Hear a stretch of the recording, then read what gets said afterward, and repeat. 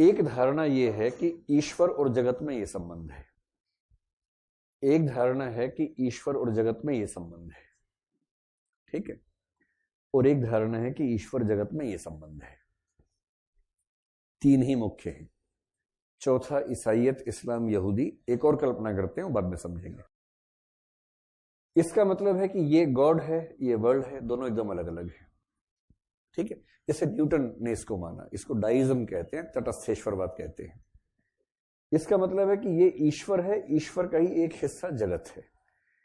इसको बोलते हैं पेनेंथीज्म या निमित्तोपादानेश्वरवाद कहते हैं इसको, जो हीगेल, शंकराचार्य ये सब लोग इसको मानते हैं, रामानुज इसको मानते हैं।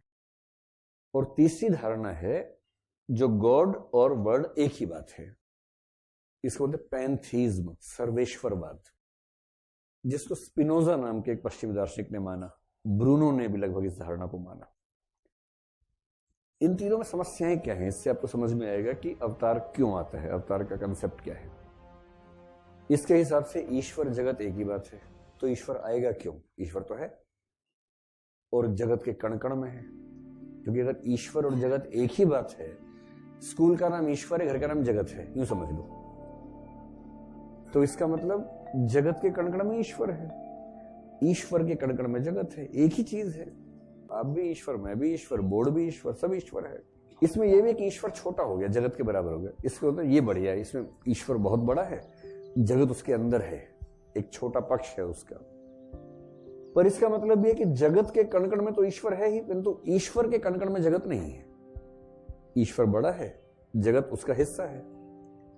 इसका मतलब ईश्वर बड़ी चीज है, जगत से परे भी है, पर जगत के कण कण में ईश्वर मौजूद है। आपने बड़े बूढ़ों सुना हो ना, अरे जगत के कण कण में ईश्वर है, ईश्वर की मर्जी के बिना पत्ता भी नहीं हिलता। तू क्या हिलेगा? पत्ता भी नहीं हिलता। उनसे बोलो, पापा अगर मैं नहीं पढ़ता हूं तो ईश्वर की मर्जी के बिना तो पत्ता भी नहीं हिलता है, तो मेरे न पढ़ने में ईश्वर की मर्जी है, इसका मतलब फिर आप काहे परेशान हो रहे हो? कहेंगे बेटा मेरे डांटने में भी ईश्वर की मर्जी है, क्योंकि पत्ता भी नहीं हिलता है। तो मैं अगर तेरी सुताई करूं, तुझे पीटूं, तुझे डांटूं, ये ईश्वर की मर्जी से ही हो रहा है। अगर आपने सब सुना है कि ईश्वर की मर्जी के बिना पत्ता भी नहीं हिलता, तो इसका मतलब निमित्तोपादानेश्वरवाद या सर्वेश्वरवाद का विचार है। समस्या वही है कि इसमें ईश्वर बहुत बुरा हो जाता है। दुनिया की तमाम बुरी वस्तुएं जो हैं वो भी ईश्वर हैं।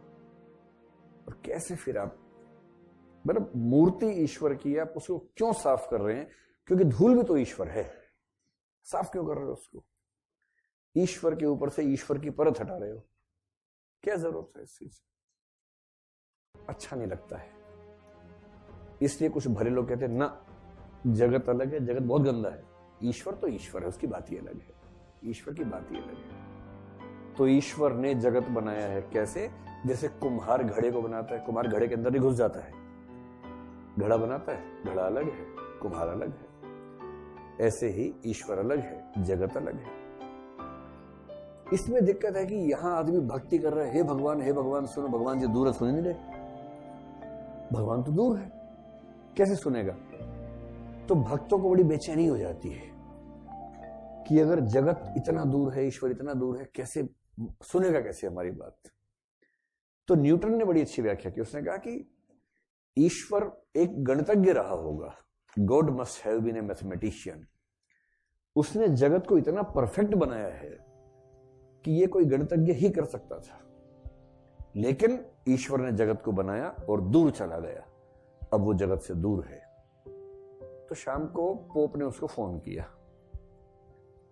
तो उसने कहा ईश्वर बहुत दूर है। उसने कहा हाँ बहुत दूर है, तो जाएगा उसके पास? तो न्यूटन को हृदय परिवर्तन हुआ, HP हो गया उसका। उसने कहा मेरा मतलब है कि ईश्वर दूर चला गया है, पर बीच बीच में आता रहता है। जब जब व्यवस्था थोड़ी खराब होती है, उसको मरम्मत करने के लिए आता है और ठीक करके चला जाता है। ये जो विचार है कि ईश्वर आता है, ठीक करके चला जाता है, बेसिकली इस विचार को बोलते हैं।